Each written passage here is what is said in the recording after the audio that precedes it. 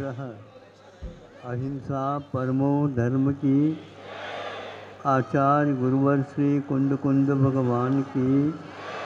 आचार्य गुरुवर श्री ज्ञान सागर मुनि महाराज। आप लोगों को वह स्वाध्याय करते समय प्रसंग याद आ रहा होगा, यदि आपने किया है तो। नहीं है तो आपके सामने रखा जा रहा है।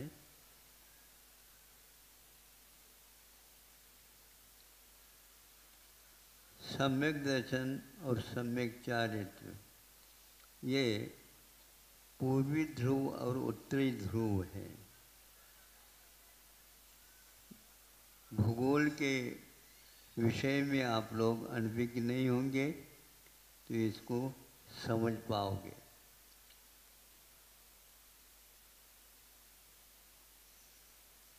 उसके बाद आज का विज्ञान लोक की व्यवस्था नहीं मानता, घूमना पड़ता है। उसी प्रकार सम्यक दर्शन और सम्यक चारित्र के बीच में एक और आता है जिसको सम्यक ज्ञान बोलते हैं। अकेला चारित्र भी होता है ऐसा कहीं भी नहीं लिखा, लेकिन अकेला सम्यक दर्शन हो सकता है, ये तो अवश्य कहा है। सम्यक दर्शन हो गया तो ज्ञान को अवश्य सम्यक होना अनिवार्य है।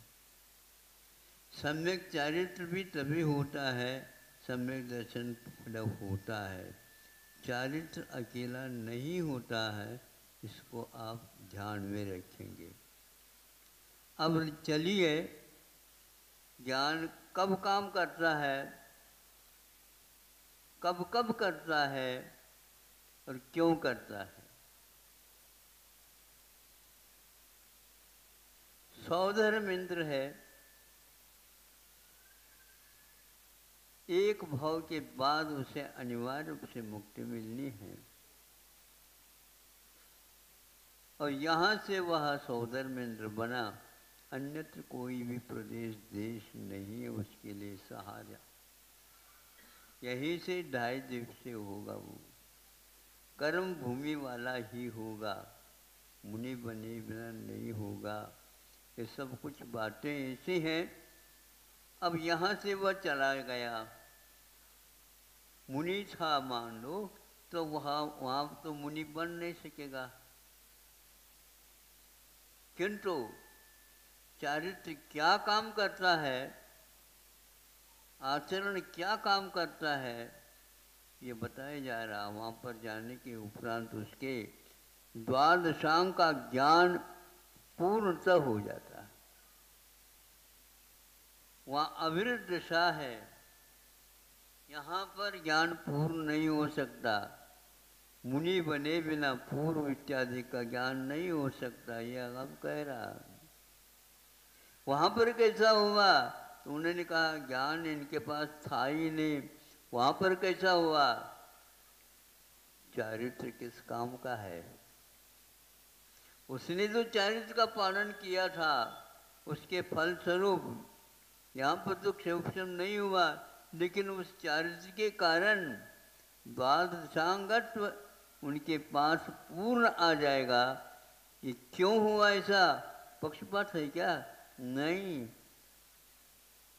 पक्षपात को तो मैं पक्षाघात से भी भयानक मानता हूँ। नहीं समझे, पक्षाघात एक ही अंग में लगता है, लकवा जिसको बोलते हैं, पक्षाघात बोलते हैं आयुर्वेद में उसको। किंतु वह आधा ही अंग संभाल लेता है। पक्षपात सर्वांग पर अपना प्रभाव डालता है। एड़ी से लेकर चोटी तक उल्टा दिखेगा, सब धनसारियों से उल्टा दिखेगा। तो उसके लिए ज्ञान जो होता है वह बिना ज्ञान कैसे हो गया। चारित्र की ये महिमा संस्कार लेकर के गया है, इसलिए स्वर्गों में भी सौधर्म के लिए बस सम्यक ज्ञान काम कर रहा है, लेकिन ये भी ध्यान रखो यहाँ पर अक्षर का ज्ञान भी नहीं है। ऐसा मुनि महाराज बैठे हैं, उनकी 4-3 परिक्रमा लगा करके या 5 परिक्रमा लगा कर, कितने लगाते? 3 ही लगाते। हमने सुना था 7 भी लगाते हैं। भूल जाते हैं, शादी थोड़ी हो रही वहां पर। होश हवा से क्या करो। अब 3 होते हैं तो वहां पर वह द्वादश अंक का पाठी है। मुनि महाराज के पास कितना ज्ञान है देख तो लो। गलत बात। मुझे जो ज्ञान मिला है इस चारित्र की महिमा से ही मिला है।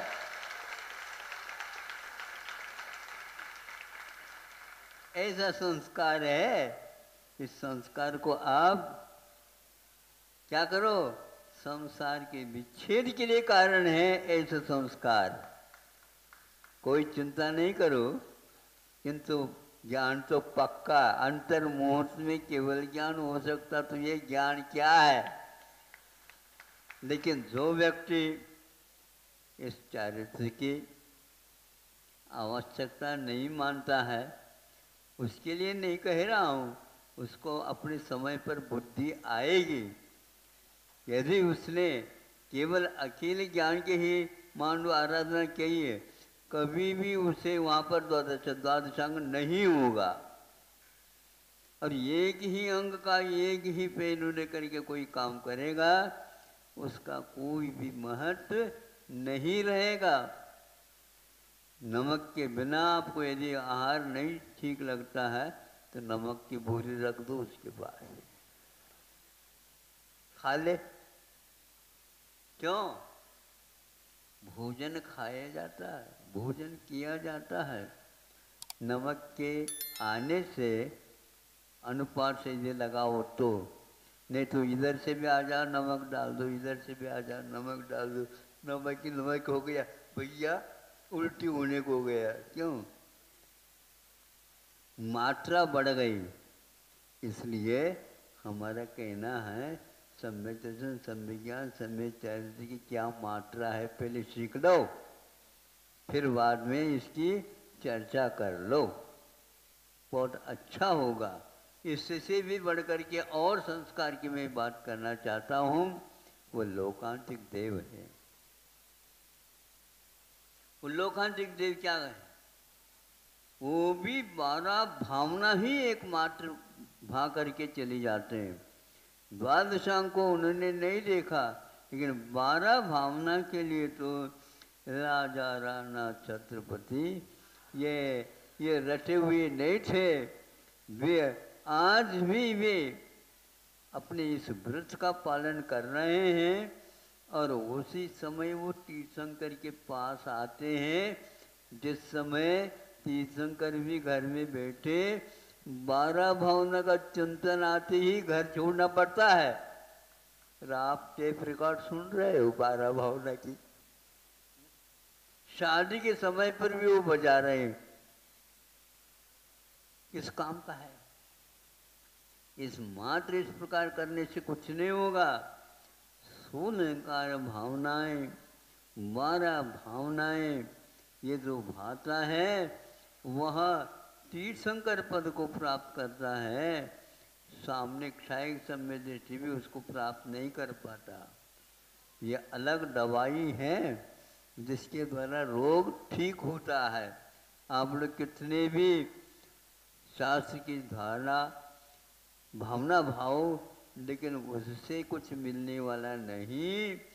चारित्र के सुगंध के बिना वह स्वाद आ ही नहीं सकता। इसलिए वह तीर्थंकर बनने वाले हैं ऐसा नहीं कह रहा हूँ, लेकिन लोकांतिक देव पक्का है। वह पूर्व में भी 12 भावना का चिंतन जब किया जाता है, मुनि के लिए बनता है। वो तीर्थंकरों के पास वह पहले नहीं आते लोकांतिक देव, जिस समय वे वैराग भावना से ओतप्रोत हो जाते हैं उस समय वह बाहर निकलते हैं। उस समय यह कहा जाता है प्रभु आपने जो सोचा है बहुत अच्छा सोचा है, हम इसका समर्थन ही नहीं करते हैं, किंतु प्रणाम करते हैं, हमारा नंबर आपने ले लिया, पहले धन्य हो प्रभु, आप धन्य हैं। ऐसे छोटे छोटे बालक, किसी को सोदर मित्र को नहीं भेजा जाता, और छोटे छोटे बालक जो है ना 8 आते हैं और वे सारे इस प्रकार उनके लिए संबोधन नहीं करते हैं, समर्थन करते हैं और चले जाते हैं। वो कभी भी हमने नहीं सुना तीर्थंकरों के समोचरण में जाकर के लोकांतिक बैठे हो, उनका इतना ही काम है। और वहाँ पर भी केवल कोई ऋषि बनने का दावा करता है तो किसी की भी हिम्मत नहीं वहाँ पर। देवर्षि कहलाने वाले अविरत सम्यनिष्ठ होकर के भी वहाँ पर वे 12 भावना में ही चिंतन में ही उनका काल व्यतीत होता है, और उन्हें भी द्वादशांग का पार्टी खाया है। ये देखो कितना बड़ा चमत्कार है ये। इसलिए हमें करने योग्य कार्य क्या वो करना चाहिए, केवल मात्र ज्ञान करने से कुछ नहीं हासिल होता, किंतु केवल चारित्र कि नग्नता ही चारित्र नहीं है, उसके साथ ये विवेक भी होना अनिवार्य है, वैराग्य होना अनिवार्य है, और कुछ दाग लपेटा नहीं। दुनिया के शास्त्र नहीं पढ़े जाते वहाँ पर, केवल द्वादशांग जनवाणी के द्वारा जो लिखित है उसी का प्रयोग किया जाता है। इसलिए आप लोगों को सोचना चाहिए कि ऐसा स्वर्ग और ऐसा लोकांतिक देव या और कोई तीर्थंकर होना आसान नहीं है। आसमान को छू सकते हो विज्ञान के माध्यम से, किंतु आप आगम को अभी छूने लायक भी नहीं हो जब तक आपको यह बोध नहीं आएगा।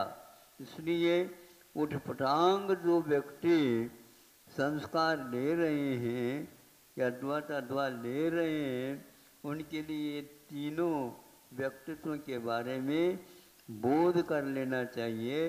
बोध का अर्थ ऐसा नहीं है वो खाली बोध होता है, किंतु बोधि की ओर जिसका मुख होता है उसका नाम सद्बोध कहना है। इतना ही पर्याप्त समझता हूँ। आपने आग्रह किया, समय हमारा हो गया, आप लोगों का भी हो गया। हाँ,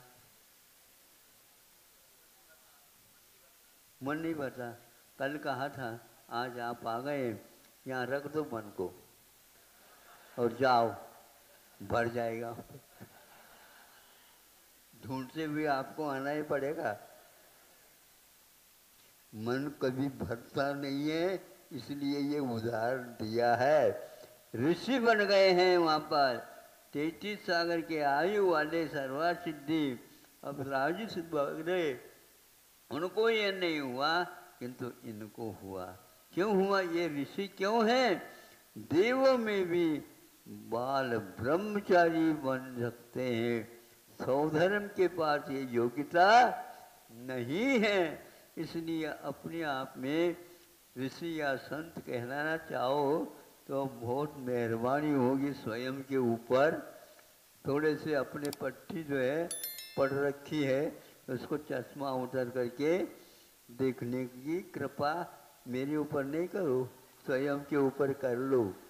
अहिंसा परमो